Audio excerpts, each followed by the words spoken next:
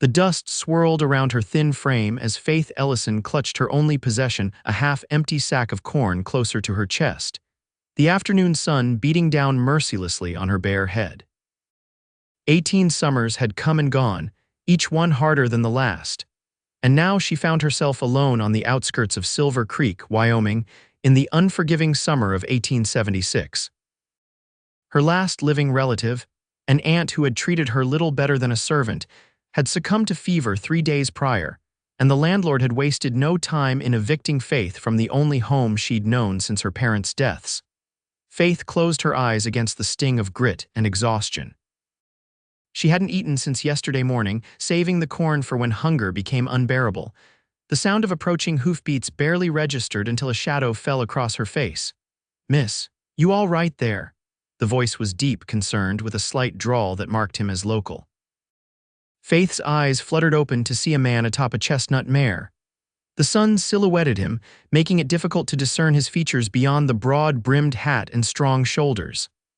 "I am fine, sir," she replied automatically, though her cracked lips and hollow cheeks told a different story. The rider dismounted in one fluid motion, revealing himself to be a tall man in his mid-20s, with tanned skin that spoke of long days under the western sun. His eyes, a startling blue against his weather-beaten face, assessed her with concern. "You don't look fine," he said bluntly, crouching down to her level. "When did you last eat something proper?" Faith looked away, embarrassment heating her cheeks. "It does not matter, I will manage." "I'm Thomas Dawson," he continued, ignoring her dismissal. "I own the Double D Ranch about 5 miles east of here." He gestured to the sack. "That all you got?" Faith nodded, pride warring with desperation. Thomas studied her for a long moment. "Come home with me," he finally said, the words simple but firm. "My sister Rose runs the house. We've got a spare room and plenty of food. No one should be sleeping in the dust like this." Faith stared at him, suspicion and hope battling within her. "Why would you help me? You do not know me." "Don't need to," Thomas replied, standing and extending his hand. "My pa always said you measure a man by how he treats those who can do nothing for him. I'm not about to leave a young woman alone out here with night coming on." Faith hesitated, clutching her sack tighter. "I cannot pay you." A smile transformed Thomas's stern face, revealing dimples beneath the stubble on his cheeks. "Wasn't asking for payment, just offering help to someone who looks like they could use it." The sincerity in his eyes finally broke through Faith's defenses. With trembling fingers, she reached out and placed her hand in his much larger one, allowing him to pull her to her feet. "Thank you, Mr. Dawson," she whispered, swaying slightly as light-headedness overwhelmed her. Thomas steadied her with a gentle grip on her elbow. "Thomas," he corrected. "And you are Faith Ellison," she replied, the name feeling strange on her tongue after days of speaking to no one. Thomas nodded, then helped her onto his horse before mounting behind her. Faith tensed at the unfamiliar closeness of a man, but exhaustion soon won out, and she found herself leaning back against his solid chest as the horse began to move. "Rest easy," Thomas murmured near her ear. "You're safe now." As they rode toward the Double D Ranch, Faith clutched her sack of corn and wondered if she had made a terrible mistake or if, perhaps, fortune had finally shown her a kindness. The journey to the Double D Ranch passed in a blur for Faith. The gentle rhythm of the horse's gait and the warmth of Thomas's presence behind her lulled her into a state between wakefulness and sleep. She startled when Thomas spoke, his voice rumbling through his chest against her back. "There it is," he said, pride evident in his tone. "Home." Faith blinked away her fatigue and gazed ahead. The ranch sprawled across a picturesque valley, nestled against rolling hills that provided natural shelter from the harsh Wyoming winds. A 2-story farmhouse stood as the centerpiece, its whitewashed walls gleaming in the late afternoon sun. A large barn, corral, and several outbuildings completed the picture of frontier prosperity. "It is beautiful," Faith said truthfully, amazed that such a place could exist when her own world had been so bleak. "Been in the family for 15 years now," Thomas explained as they approached. "My pa built it from nothing after the war. When he and Ma passed 5 years back, it fell to me to keep it going." Faith heard the subtle weight of responsibility in his words, but also the unmistakable love for the land he'd inherited. As they neared the house, A woman emerged onto the porch, wiping her hands on her apron. Her resemblance to Thomas was striking, the same blue eyes and dark hair, though hers was pulled back in a practical bun. "Thomas Dawson, who have you brought home this time?" She called, her tone exasperated but not unkind. Thomas chuckled as he helped Faith dismount. Her legs wobbled beneath her and he kept a steadying hand at her elbow. "Rose, this is Faith Ellison. She needs a place to stay and some looking after. Faith, this is my sister Rose." Rose's sharp eyes softened as she took in Faith's bedraggled appearance.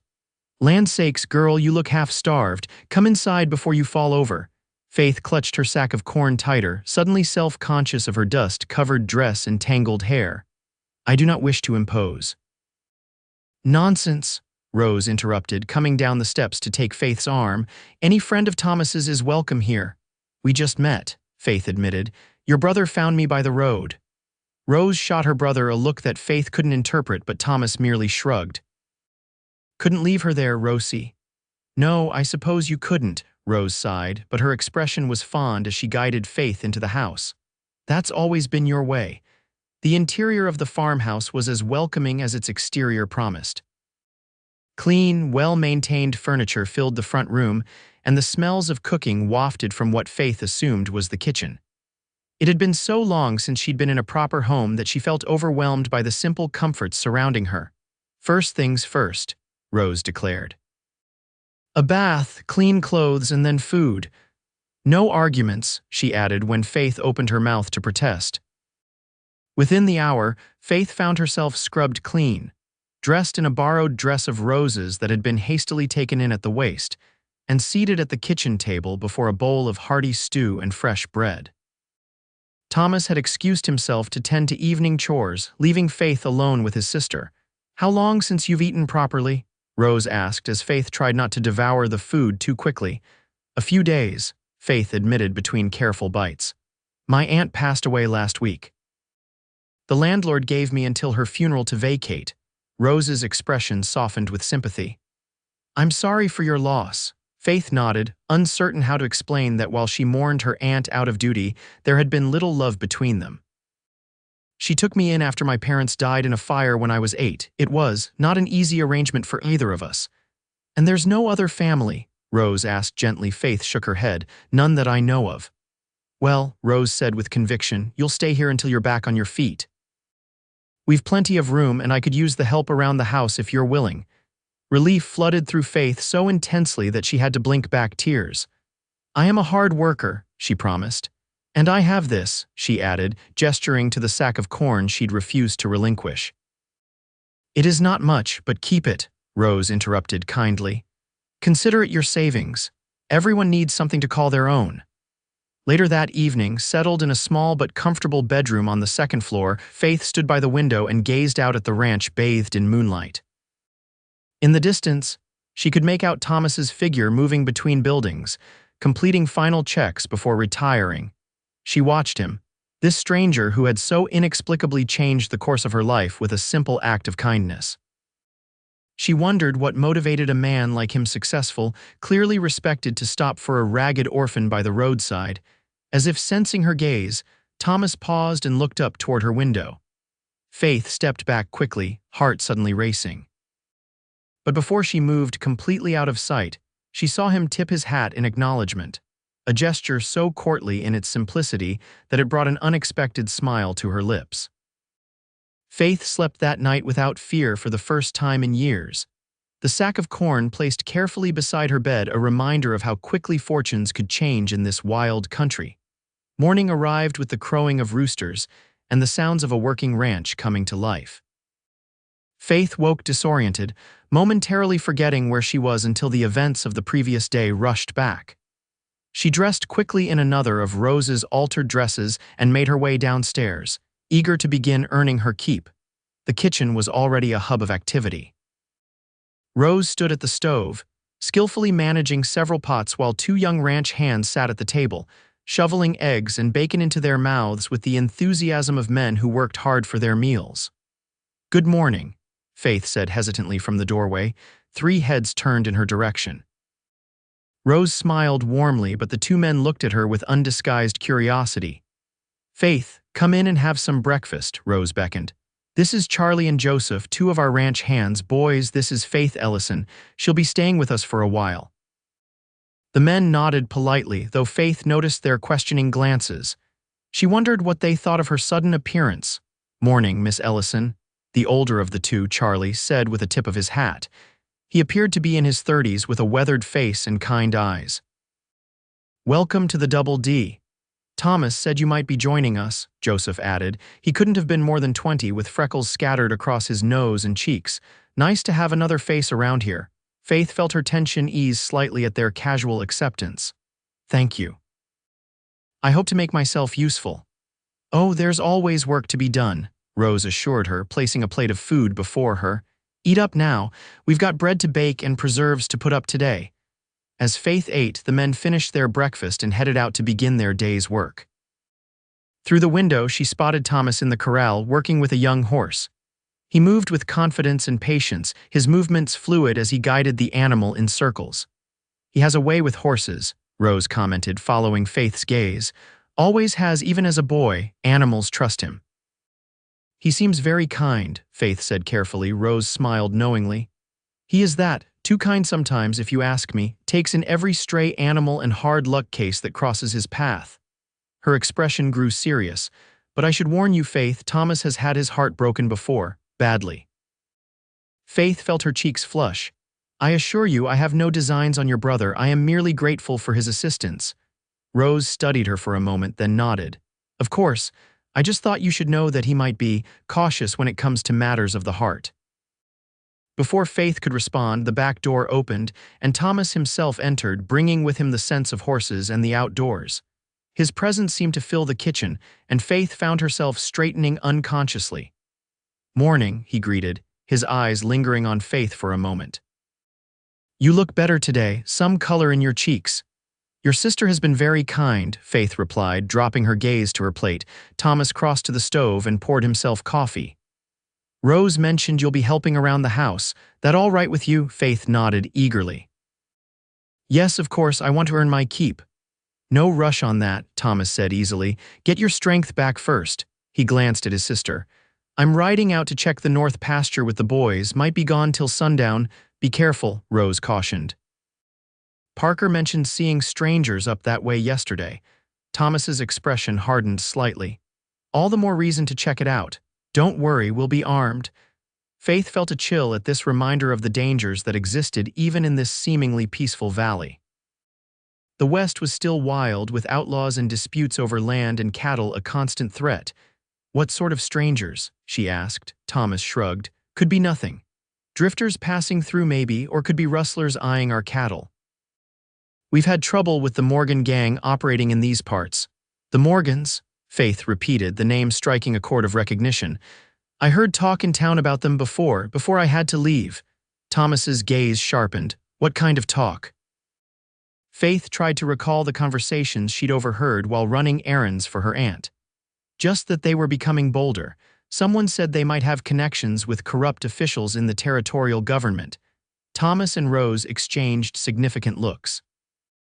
"That matches what we've been hearing," Thomas said grimly. "Makes them all the more dangerous if they think they're protected." He drained his coffee and set the cup down with finality. "All the more reason to keep our eyes open. I'll see you ladies at supper." After he left, Faith turned to Rose. "I hope I have not worried him unnecessarily." Rose shook her head. "Thomas needs to know these things. The Double D is everything to him, to both of us. He'll do whatever it takes to protect it." As the day progressed, Faith threw herself into household chores alongside Rose, grateful for the distraction from her thoughts. She learned that the ranch employed 5 full-time hands, with additional help brought in during busier seasons. The Double D was known for its quality cattle and horses, a testament to Thomas and Rose's hard work after their parents' passing. By evening, Faith's muscles ached pleasantly from honest work, a stark contrast to the desperate exhaustion she'd felt only yesterday. She helped Rose prepare a hearty supper, hoping Thomas and the men would return safely. The sun was sinking toward the horizon when they heard hoofbeats in the yard. Faith peered out the window to see Thomas and the others returning, dusty but apparently unharmed. She felt a surprising surge of relief at the sight of him dismounting gracefully from his horse.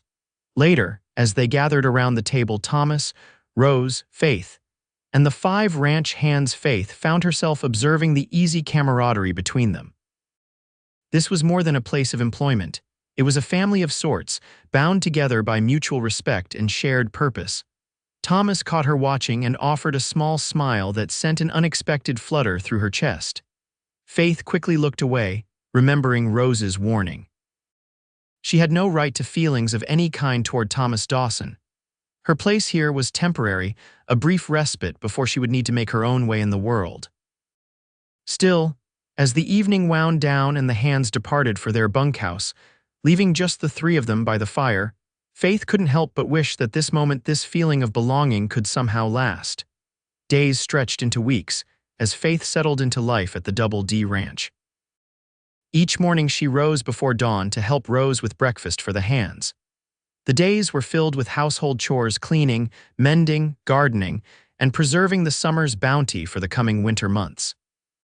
Faith approached each task with determination, eager to prove her worth and repay the kindness shown to her. Though she tried to maintain a proper distance from Thomas, their paths crossed frequently throughout the days. Sometimes he would join her on the porch in the evenings, when the day's work was done, and tell her stories of growing up on the frontier. Faith treasured these moments, carefully storing away each detail he shared about his life. She learned that he had fought briefly in the final months of the Civil War, barely 18 and terrified but determined to do his duty. He spoke of his father, a stern but fair man who had taught him everything about ranching, and his mother, whose gentle spirit Rose had inherited. And occasionally, when the night was particularly still and the stars seemed close enough to touch, he would speak of dreams of expanding the ranch, of making a name for the Double D that would endure for generations. Faith rarely spoke of her own past, finding little worth sharing about years spent in her aunt's loveless home. Instead, she focused on the present and surprised herself by cautiously considering a future. Perhaps, she thought, she might save enough to eventually secure a position as a teacher or seamstress in Silver Creek. One afternoon, in late August, Faith was hanging laundry in the yard when she noticed a cloud of dust approaching from the direction of town. Shading her eyes, she made out a single rider pushing his horse hard toward the ranch. "Rose," she called, turning toward the house. "Someone is coming." Rose emerged from the kitchen, wiping her hands on her apron. Thomas, who had been repairing a fence nearby, strode over to join them, his expression alert as he watched the approaching rider. "That is Joseph's horse," Thomas said, recognition dawning. "Something is wrong." Joseph had gone to town that morning for supplies. He pulled his lathered horse to a stop before them, his young face flushed with exertion and excitement. "Thomas, you will not believe what happened in town," he exclaimed, dismounting in a rush. "The bank was robbed. 3 men rode in, bold as brass, middle of the day. Anyone hurt?" Thomas demanded, his first concern for people rather than property. Joseph shook his head. "No, thank the Lord. They fired some shots into the air, scared everyone half to death, but nobody was injured. Sheriff Baker is organizing a posse to go after them." Thomas's jaw tightened. "Description." "One was big with a scar across his cheek. Another was older, gray in his beard. Third was younger, maybe my age." Joseph paused. "Sheriff thinks it was the Morgans." Faith felt a chill despite the summer heat. The Morgans had been the subject of increasingly worried conversations over the past weeks, with reports of their gang growing more brazen in their activities throughout the territory. "Which way did they head?" Thomas asked, his voice deceptively calm. Joseph pointed north. "Toward the hills." "Sheriff thinks they might have a hideout up there somewhere." Thomas turned to Rose. "I am going to town. The sheriff might need men who know this country." "Thomas, no," Rose protested. "Let the law handle this." "Baker is a good man, but he is new to these parts," Thomas countered. "I know those hills better than most." His expression softened as he looked at his sister. "I will be careful, Rosie, promise." Faith watched this exchange silently, a knot of fear forming in her stomach. She had only known Thomas Dawson for a few weeks, yet the thought of him riding into danger made her heart constrict painfully. "Perhaps you should wait until morning," she suggested quietly. "It will be dark soon." Thomas's blue eyes met hers, and for a moment, Faith thought she saw something warm flicker in their depths. Your concern is appreciated, Faith, but those men will have too much of a head start if we wait till morning. He turned back to Joseph. Stable your horse and get yourself something to eat, then saddle up Storm for me. I will get my rifle. As Joseph hurried toward the barn, Thomas headed for the house. Faith and Rose followed, both women struggling to hide their worry. At least take Charlie with you, Rose insisted as Thomas collected his gun and ammunition. I need him here, Thomas countered, checking his revolver before securing it in his holster. With Parker and the others out at the far pasture, that leaves only Joseph and Charlie to protect the ranch. Protect it from what? Faith asked, unable to keep the tremor from her voice. Thomas paused, his expression grave. Probably nothing.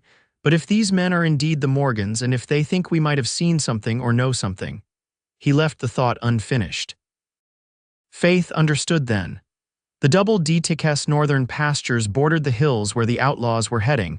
It was possible the ranch could be seen as a threat to their escape. Please be careful, she whispered as he prepared to leave. Thomas hesitated, then reached out to briefly touch her cheek with calloused fingers. I will return, he said simply. Faith stood with Rose on the porch, watching as Thomas rode away toward town, his straight-backed figure growing smaller in the distance. Only when he disappeared from view did she realize she was clutching Rose's hand tightly. He will be all right, Rose said, though uncertainty tinged her words.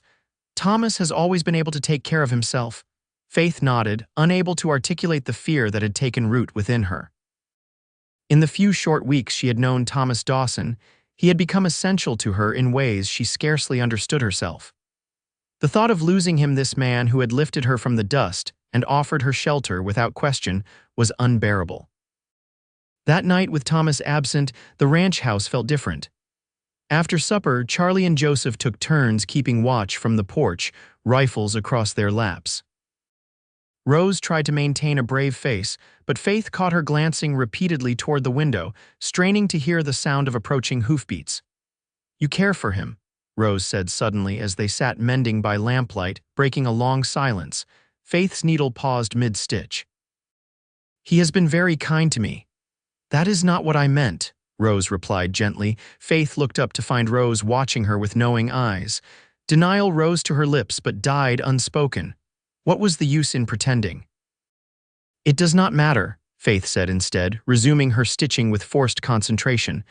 My feelings are of no consequence. Once I have saved enough, I will find a position in town and trouble you both no more. Is that what you think, that you are a trouble to us? Rose set aside her mending. Faith, in the short time you have been here, you have become important to both of us. Faith shook her head, not daring to hope. I am grateful for all you have done, but I cannot impose indefinitely. Impose, Rose echoed. Girl, do you not see how Thomas looks at you? How he finds excuses to be near the house when he should be out with the herd, how he smiles more these past weeks than he has in years. Faith's heart quickened, but caution tempered her response. You warned me yourself that he had been hurt before. Yes, Rose acknowledged. Her name was Virginia, daughter of a banker from back east. She came out here with her family, full of romantic notions about life on the frontier. Her expression hardened slightly. She accepted Thomas's proposal, then abandoned him when she realized that being a rancher's wife meant hard work and sacrifice, not the adventure she had imagined. Left a month before the wedding was to take place. How cruel, Faith murmured, imagining Thomas's pain. It nearly broke him, Rose agreed. That was 2 years ago. Since then he has kept to himself, focused solely on the ranch. She leaned forward. Until you... Faith shook her head again, unwilling to build castles on such shifting sands. You are mistaken, he simply took pity on me. Thomas does not act from pity, Rose insisted. She was interrupted by a shout from outside. Both women rushed to the window to see Charlie pointing toward the northern hills. In the darkness, the faint glow of firelight could be seen in the distance. What is it? Faith asked, dread coiling in her stomach. Fire, Rose said grimly, in the direction of our north pasture. Within moments, Charlie and Joseph were mounting up, rifles ready. You ladies bar the doors and windows, Charlie instructed. We will check it out and be back as soon as we can. Be careful, Rose called after them. It could be a trap. As the men rode off, Rose and Faith hurried to secure the house, extinguishing lamps to make it harder for anyone to target them from outside. In the sudden darkness, Faith found herself trembling, not from fear for herself but from worry for Thomas and the others. "Should we not have stopped them?" she asked as they huddled by the fireplace, the only light remaining. "If it is indeed the Morgans, Charlie and Joseph are capable men," Rose interrupted, though anxiety lined her face. "And they will not engage if they are outnumbered. They will observe and return." Faith nodded, trying to take comfort in Rose's words. But as the minutes stretched into hours with no sign of the men returning, both women grew increasingly anxious. It was well past midnight when they heard horses approaching. Rose grabbed the shotgun she had kept at her side all evening, and Faith took up position by the window, peering cautiously through a gap in the curtains. "It is Charlie and Joseph," she reported with relief, recognizing the men in the moonlight. Rose hurried to unbar the door and the men entered, their expressions grim. "The northern fence line has been cut," Charlie reported, "and someone set fire to the grass near the creek. We managed to put it out before it spread too far, but—" He hesitated. "But what?" Rose demanded. "We found tracks," Joseph continued. "A group of riders headed up into the hills, driving about 20 head of double-D cattle with them." Rose gasped. "The Morgans," Charlie nodded grimly. "Seems likely they must have split up after the bank robbery. Some headed directly to the hills while others came around to hit the ranch." "And Thomas," Faith asked, her voice barely above a whisper, "have you seen any sign of him or the posse?" "Nothing," Charlie admitted, "but the sheriff would have taken the main trail into the hills." This was happening on the far side, away from town. Faith's mind raced. Thomas was out there somewhere, possibly heading into a confrontation with armed outlaws, unaware that some of them had circled around to raid his ranch. "We need to warn him," she said with sudden conviction. "Warn him." Rose stared at her. "How? We do not even know where he is." "The posse would follow the most obvious trail," Faith reasoned. "If we knew these hills as well as Thomas claims to, we might guess where they would make camp for what remains of the night." Charlie rubbed his jaw thoughtfully. "There is a sheltered valley about 2 hours' ride from here.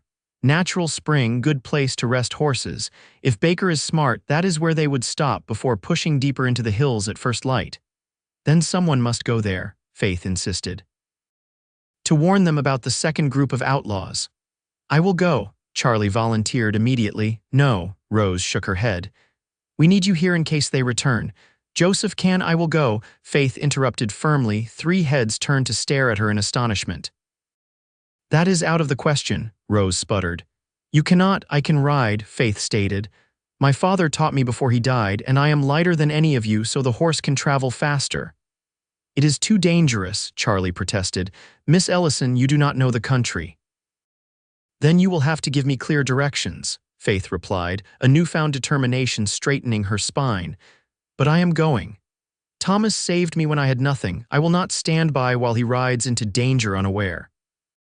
The 3 continued to argue against her plan, but Faith remained steadfast. Eventually, a compromise was reached. Joseph would accompany her as far as a distinctive rock formation that overlooked the valley where the posse might be camped. From there, the trail was straightforward enough that Faith could continue alone while Joseph returned to help defend the ranch. Within 30 minutes, Faith found herself mounted on a steady mare named Willow, a rifle borrowed from Rose secured in a saddle holster, and detailed directions committed to memory.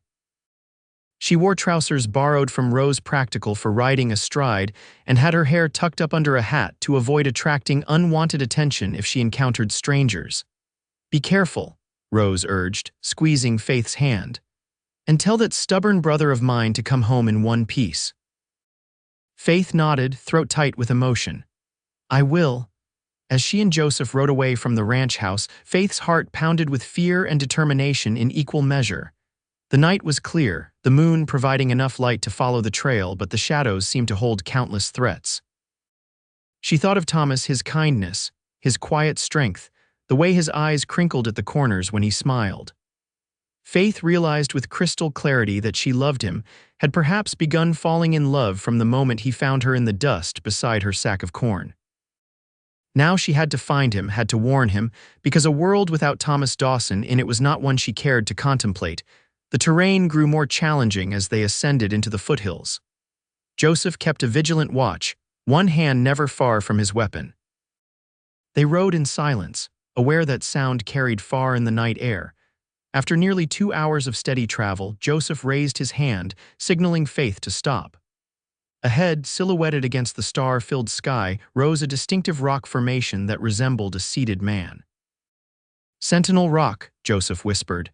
"The valley is just beyond. Follow the trail down, it winds a bit but is clear enough. If the posse is there, you should see their campfire." Faith nodded, her mouth too dry for speech. "I will wait here for 1 hour," Joseph continued. "If you have not returned by then, I will assume you found them and are staying with the posse." "Thank you," Faith managed. "Be safe on your return journey." Joseph touched the brim of his hat in acknowledgement. "Godspeed, Miss Ellison." Faith urged Willow forward, her heart in her throat as she began the descent toward the valley. The trail was steeper than she had anticipated, forcing her to rely on the mare's sure-footedness in the darkness. Every snap of a twig or rustle of leaves made her tense, imagining outlaws lurking in the shadows. As she rounded a bend in the trail, Faith caught a glimpse of what she had been hoping for, the faint glow of a campfire in the valley below. Relief surged through her, but it was short-lived. As she drew closer, she realized there were 2 separate fires, some distance apart, 2 camps. But which one held Thomas and the posse, and which might harbor the very outlaws they were pursuing? Faith reined Willow to a halt, considering her options. She could not risk riding boldly into the wrong camp. Dismounting, she secured the mare to a tree and proceeded on foot, moving as quietly as her limited experience in the wilderness allowed. The first camp came into view after several tense minutes of cautious progress. Faith crouched behind a large boulder, straining to see or hear anything that might identify the occupants. The low murmur of voices reached her, but she could not make out words or recognize individuals. She was about to try circling around for a better vantage point when a twig snapped directly behind her. Before she could react, a hand clamped over her mouth, and she felt the cold press of a gun barrel against her temple. "Not a sound," a rough voice hissed in her ear. Terror froze Faith in place as her captor dragged her backwards, away from the camp. Her mind screamed at her to fight, to call out, but the gun at her head paralyzed her with fear. "What have we here?" Another voice drawled as they reached a small clearing where 3 horses were tethered. "A spy, Jem. Found her watching the camp," the man holding Faith replied. "Dressed like a boy, but definitely a woman." The second man stepped closer, and moonlight revealed a face dominated by a jagged scar that ran from eye to jaw. Faith's blood ran cold as she recognized the description of one of the bank robbers. "Well, well," the scarred man said, reaching out to pluck the hat from Faith's head, allowing her hair to tumble free. "Aren't you a pretty little thing? What are you doing out here all alone, darlin'?" Faith remained silent, her mind racing. These had to be members of the Morgan gang, perhaps scouts sent ahead to watch the posse's movements. "Not talking," the scarred man chuckled. "That is all right, you can listen instead." He gestured to his companion to release her, but kept his own gun trained on her. "You are going to be our guest for a while. Make any noise, try to run, and you will regret it. Understand?" Faith nodded slowly, her terror gradually giving way to a cold, clear focus. She had come to warn Thomas. Somehow she still had to accomplish that goal. "Good girl," the scarred man said, his tone mockingly gentle. "Now let us go somewhere more private to get acquainted, shall we?" He gripped her arm painfully and began steering her away from both camps, deeper into the surrounding woods. Faith went without resistance, biding her time, looking for any opportunity to escape or alert the posse to her presence. They had gone perhaps 50 yards when a voice rang out from the darkness ahead. "That is far enough." Faith's heart leaped in recognition. Thomas. The outlaws reacted instantly, the scarred man yanking Faith against him as a shield while drawing his gun. His companion whirled toward the voice, firing blindly into the darkness. A shot rang out in response, and the second outlaw crumpled to the ground with a cry of pain. The scarred man cursed, pressing his gun to Faith's head. "Show yourself or the girl dies," he shouted. "Let her go, Morgan," Thomas's voice came again, closer now. "You are surrounded. The posse is right behind me." "Liar," Morgan snarled. "Your posse is camped in the valley, thinking they are being clever. My boys are watching their every move." Faith felt the man's tension, sensed his indecision. She knew she might have only one chance. Drawing a deep breath, she suddenly went limp in his grasp, becoming dead weight. Startled, Morgan's grip loosened fractionally, just enough for Faith to twist away and drop to the ground. A shot exploded above her, and Morgan howled in pain. Faith scrambled away on hands and knees as Thomas emerged from the shadows, rifle aimed steadily at the outlaw who now clutched his bleeding shoulder. "Faith, come to me," Thomas ordered, his voice tight with controlled fury. She obeyed instantly, rushing to his side. Thomas kept his rifle trained on Morgan, who glared at them with hatred. "Are you hurt?" Thomas asked her, not taking his eyes off the wounded outlaw. "No," Faith managed, her voice shaking. "But Thomas, there are more of them. They have stolen cattle from your north pasture, and I know," he interrupted grimly. "We captured one of them an hour ago. He told us everything after a bit of persuasion." His jaw tightened. "What I do not know is what you are doing out here alone in the middle of the night." Before Faith could explain, the sound of approaching riders reached them. Morgan tensed, looking as if he might make a desperate run for it despite his wound. "Do not even think about it," Thomas warned. "That will be Sheriff Baker and the others." Moments later, the clearing filled with mounted men, lanterns illuminating the scene.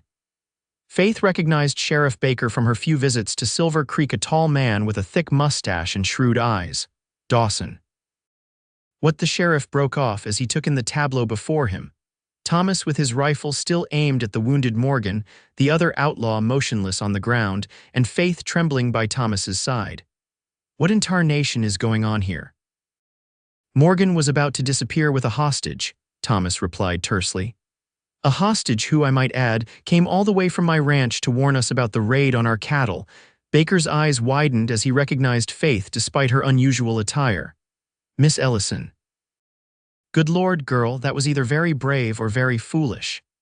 "Both, I suspect," Thomas muttered, finally lowering his rifle as two deputies moved to secure Morgan. With the immediate danger past, Faith found her legs giving way beneath her. Thomas caught her before she could fall, his arm strong around her waist. "Easy now," he murmured, his anger seemingly forgotten in concern. "You are safe." As the posse organized themselves, checking the wounded outlaw, securing Morgan, preparing to advance on the outlaw camp with their new intelligence, Thomas led Faith a short distance away, his expression unreadable in the dim light. "You could have been killed," he said at last, his voice rough with emotion. "So could you," Faith countered. "They were watching your camp, planning something. I had to warn you. Rose should never have let you come." Faith lifted her chin defiantly. "Rose did not let me do anything. I chose to come, just as you chose to join the posse." Thomas stared at her for a long moment. Then, without warning, he pulled her into his arms, holding her so tightly she could barely breathe. "When I saw him holding that gun to your head." He could not finish the sentence, his voice breaking. Faith allowed herself to melt into his embrace, her own arms circling his waist. "I was so afraid I would be too late," she whispered against his chest, "that you would ride into their trap unaware." Thomas drew back slightly, just enough to look into her face. His expression was raw, vulnerable in a way she had never seen before. "Faith," he began, then stopped, seemingly at a loss for words. "Yes," she prompted softly. Instead of speaking, Thomas lowered his head and kissed her. It was a gentle kiss, tentative at first, then deepening as Faith responded with all the emotion she had been holding back for weeks. His hands cradled her face as though she were something infinitely precious, and Faith felt tears spring to her eyes at the tenderness of his touch. When they finally broke apart, both breathless, Thomas rested his forehead against hers. "I have wanted to do that since the day I found you by the roadside," he confessed. Faith smiled through her tears. "I have wanted you to do that since the day you found me by the roadside." A throat being cleared nearby reminded them they were not alone. Sheriff Baker stood a respectful distance away, looking uncomfortable but determined. "Sorry to interrupt, Dawson, but we need to move out. Got those outlaws to round up." Thomas straightened, though he kept one arm firmly around Faith's waist. "Of course, what about Miss Ellison? One of my deputies can escort her back to your ranch," Baker suggested. "No," Faith said firmly before Thomas could respond. "I came to help and I will see it through." She looked up at Thomas. "Unless you would prefer I leave," something like pride flickered in his eyes. "No," he said after a moment, "but you will stay with me where I can protect you." As they rejoined the posse, preparing to confront the remaining members of the Morgan gang, Faith felt a curious sense of rightness despite the danger that still lay ahead. Whatever happened, she and Thomas would face it together. The confrontation with the Morgan gang unfolded with unexpected swiftness. Armed with the knowledge from their captured member and Faith's warning, Sheriff Baker and his posse approached the outlaw camp with tactical precision. Surrounded and outnumbered, most of the gang surrendered without a fight, though two made a desperate attempt to escape and were wounded in the process. By dawn, the entire Morgan gang, 8 men in total, had been captured, along with evidence of their crimes. Stolen money from the Silver Creek Bank, jewelry and valuables from previous robberies, and documents suggesting corruption among certain territorial officials, just as Faith had overheard in town. Throughout the operation, Thomas kept Faith close by his side, his protective instincts clearly aroused by her earlier brush with danger. For her part, Faith observed the proceedings with a mixture of fascination and lingering fear, grateful for Thomas's reassuring presence. As the prisoners were secured for the journey back to Silver Creek, Sheriff Baker approached them, satisfaction evident in his weathered face. "The territory owes you both a debt of gratitude," he said, tipping his hat to Faith. "Especially you, Miss Ellison. Your warning likely prevented bloodshed." Faith flushed at the praise. "I merely did what anyone would do." "Not anyone," Thomas contradicted quietly, his hand finding hers and squeezing gently. Baker's eyes twinkled as he observed this exchange. "Well, I'll not keep you. I imagine you're both eager to get back to the Double D and let Miss Rose know you're safe." They began the journey home as the sun climbed higher in the sky, riding side by side at a leisurely pace that belied the urgency of their nighttime adventure. The stolen cattle had been recovered and would be driven back to the ranch by some of the posse members later that day. Now that the danger had passed, a certain shyness fell between them. Faith found herself stealing glances at Thomas, wondering if the intensity of the previous night, the kiss they had shared, would fade in the light of day. "Are you all right?" Thomas asked after they had ridden in silence for some time. Truly, Faith considered the question carefully. "Yes," she decided, "though I believe it may take some time before I stop seeing Mr. Morgan's face in my dreams." Thomas's expression darkened. "He will never threaten you or anyone else again. The evidence they found will ensure the entire gang hangs." Faith shuddered slightly at the thought, even knowing it was justice. What of the officials implicated in their crimes? Baker will take the documents to the territorial governor. There will be investigations, trials. Thomas's mouth quirked in a half-smile. Politics and law move slower than outlaws, but justice tends to catch up eventually. They rode on, the tension gradually easing between them as they discussed the events of the night. When they stopped by a stream to rest the horses, Thomas helped Faith dismount, his hands lingering at her waist longer than strictly necessary. "Faith," he began, his expression suddenly serious, "about last night, what happened between us?" Her heart sank. Here it came, the explanation, the walking back of emotions expressed in the heat of danger. "If you regret it," she said quickly, stepping away from him, "I understand. Emotions were running high and regret it," Thomas interrupted, looking genuinely surprised. "No, Faith, I do not regret it. I only fear that I took advantage of the situation, of your vulnerability." Relief flooded through her. "You did not," she assured him. "I knew my own mind and heart." "And what do they tell you?" Thomas asked softly, stepping closer again. Faith took a deep breath, gathering her courage. "They tell me that I love you, Thomas Dawson. That I have loved you since you found me by the roadside and said, 'Come home with me.' But they also tell me that I have nothing to offer you except myself, and I do not know if that is enough." Thomas reached out to cup her cheek, his calloused thumb gently tracing her lower lip. "It is everything," he said, his voice rough with emotion. "You are everything I never knew I needed until you appeared in my life. I love you, Faith Ellison. I think I have loved you from the moment I saw you clutching that sack of corn like it was the most precious thing in the world." Joy bubbled up within her, so intense it brought tears to her eyes. "I was so afraid," she admitted. "Afraid that once I was no longer the pitiful creature you rescued, you would lose interest. That you would see me as a burden or worse, a charity case to be tolerated. Never, Thomas said fiercely. You are the strongest, most determined woman I have ever known. You rode into danger last night to save Mimi, who was supposed to be protecting you. His expression softened. Faith, I do not want you to stay at the Double D as our guest or even as a hired help. Her heart stuttered painfully. You want me to leave? No, Thomas said quickly. I want you to stay as my wife, if you will have me. Faith stared at him, scarcely daring to believe what she was hearing. Your wife, she repeated faintly. Thomas nodded, suddenly looking uncertain. I know it is sudden. I know we have known each other only a short time. If you need time to consider, Faith silenced him by rising on her tiptoes and pressing her lips to his.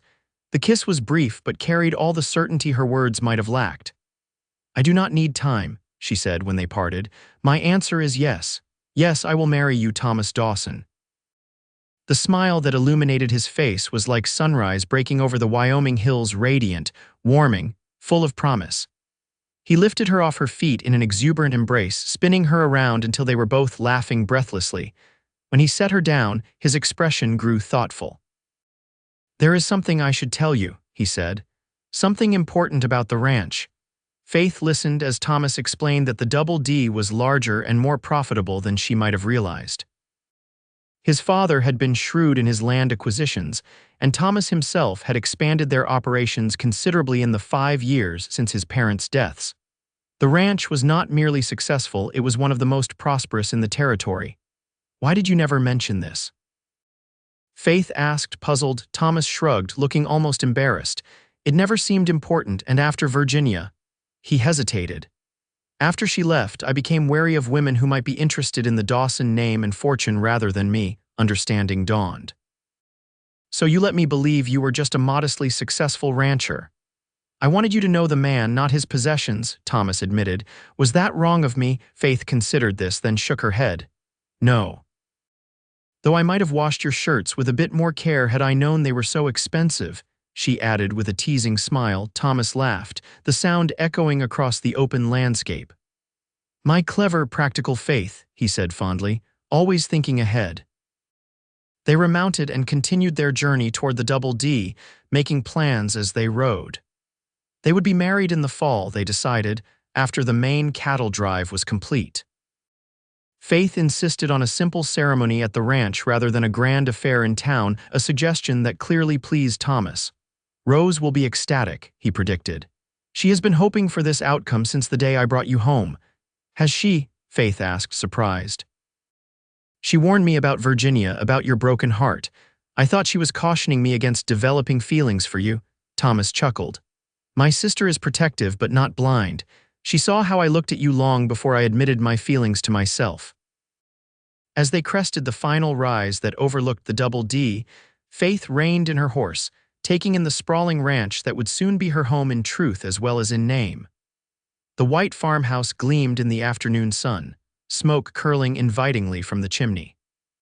In the yard, she could make out Rose's figure pacing anxiously. She has been watching for us, Thomas observed softly. Faith nodded, suddenly overcome with emotion.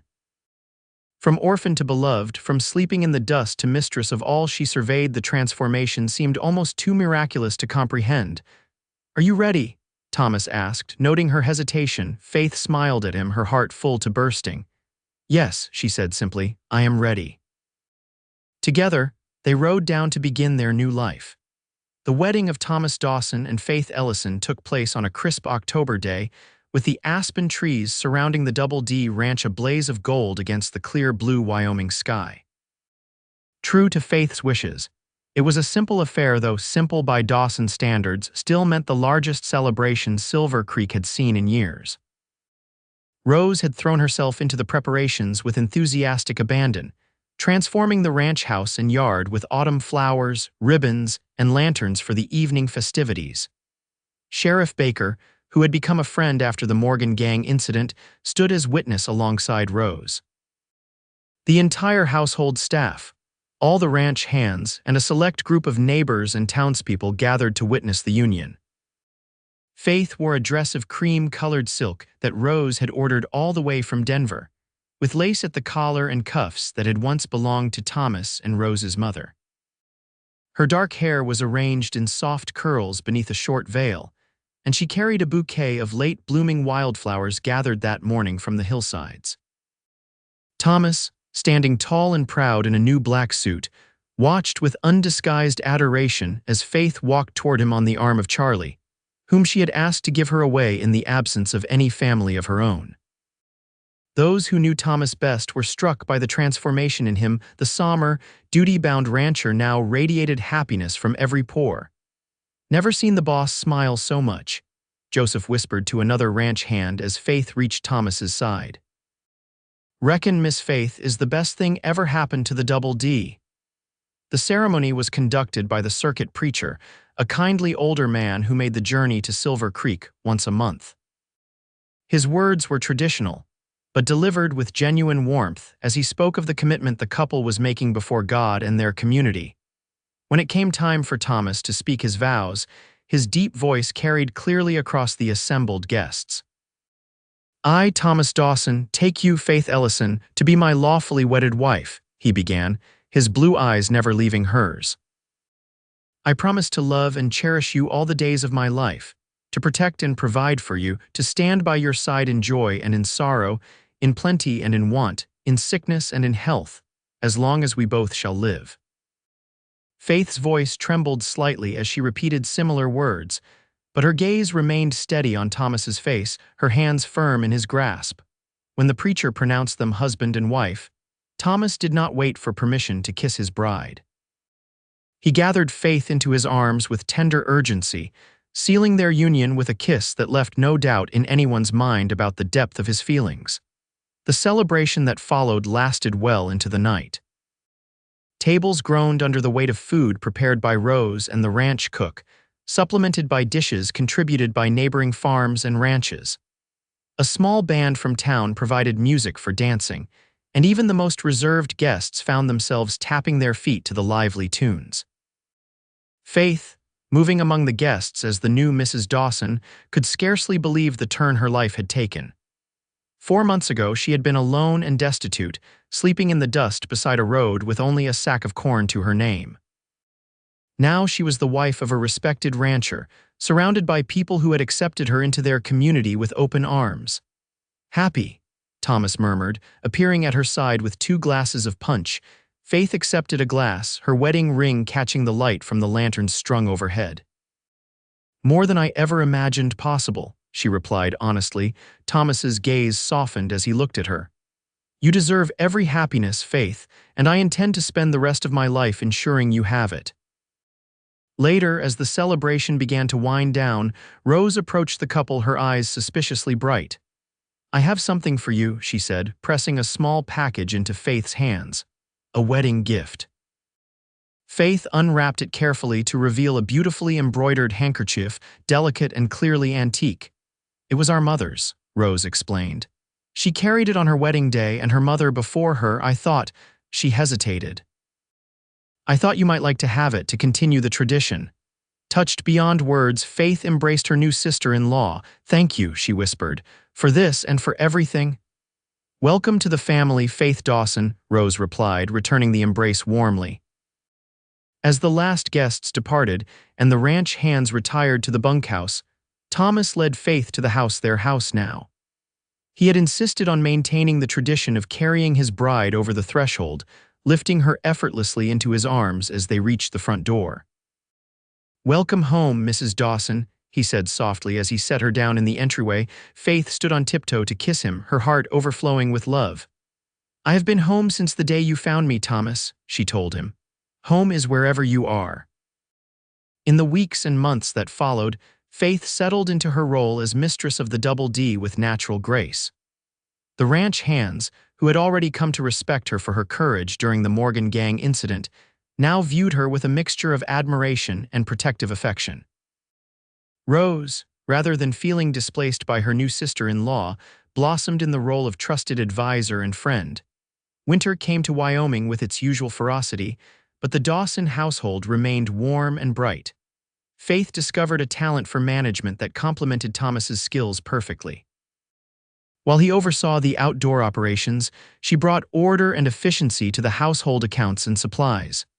Together, They made plans for expanding the ranch further in the spring. On Christmas Eve, with snow falling gently outside and a fire crackling in the hearth, Faith presented Thomas with a special gift. "It is not much," she said shyly, handing him a small, carefully wrapped package, "but I wanted you to have it." Thomas unwrapped it to find a leather-bound journal, its pages filled with Faith's neat handwriting. "What is this?" he asked, leafing through it curiously. "Our story," Faith explained, settling beside him on the sofa. "From the day you found me by the roadside to our wedding day, I thought perhaps someday our children might like to know how their parents met." Thomas looked up from the journal, his expression tender. "Children?" Faith smiled, taking his hand and placing it gently on her still flat stomach. "Yes, Thomas, children. The first of whom will arrive next summer if the doctor is correct." For a moment, Thomas simply stared at her, his face a study in astonishment. Then, with a whoop of joy that brought Rose running from the kitchen, he swept Faith into his arms, spinning her around the room as though she weighed nothing at all. "A baby," Rose exclaimed, catching on immediately. "Oh, Faith, Thomas, this is wonderful news." Thomas set Faith carefully back on her feet, his hands lingering protectively around her waist. "Are you feeling well? Should you be resting? Do you need anything?" The questions tumbled out in rapid succession. Faith laughed, placing a calming hand on his chest. "I am perfectly well, my love. Women have been having babies since the beginning of time." "Not my wife," Thomas pointed out, still looking concerned. "Not carrying my child." Rose rolled her eyes at her brother's protectiveness, but couldn't suppress her own delighted smile. "I will go tell Cook to prepare something special for dinner," she said, tactfully giving the couple a moment alone. Once she had gone, Thomas drew Faith back into his arms, his expression serious as he gazed down at her. "I love you," he said simply, "more than I ever thought possible." "And I love you," Faith replied, standing on tiptoe to brush her lips against his. "My rescuer, my husband, the father of my child." Thomas deepened the kiss, pouring all his joy and gratitude into the embrace. When they finally parted, both breathless, he rested his forehead against hers. "From this day to my last," he vowed, "you and our children will never want for anything, not food, not shelter, not love." Faith's eyes shimmered with unshed tears as she recalled the desperate young woman she had been, sleeping in the dust beside a sack of corn. "I know," she whispered. "I have always known, from the moment you said come home with me." As they stood by the Christmas tree, wrapped in each other's arms while snow fell silently outside, Faith marveled at the journey that had brought her to this moment. From orphan to beloved wife, from destitution to abundance, from solitude to family, her life had been transformed by a single act of kindness from the man who now held her heart. In the years that followed, the Double D Ranch prospered under Thomas and Faith's stewardship. Their first child, a son they named William after Thomas's father, arrived on a warm June day in 1877. A daughter, named Elizabeth after Faith's mother, followed 2 years later. By the time their third child, another son named James, arrived in 1881, the Double D had become one of the most successful ranching operations in the territory.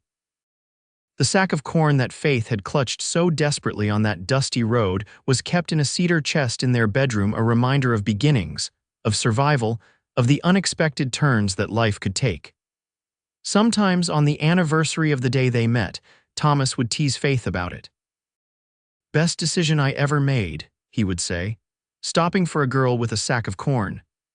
And Faith would smile, thinking of all they had built together, and reply, "The best decision I ever made was trusting a cowboy who said come home with me."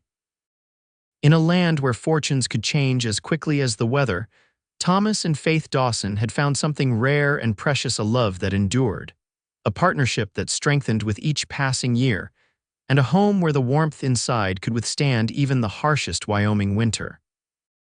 For Faith, who had once had nothing, this was the greatest miracle of all, not the prosperity or the respect of their neighbors, but the simple, profound joy of belonging completely to someone who belonged just as completely to her. The orphan who had slept in the dust had found not just shelter, but love beyond measure, proving that sometimes the end of one road is merely the beginning of a far greater journey.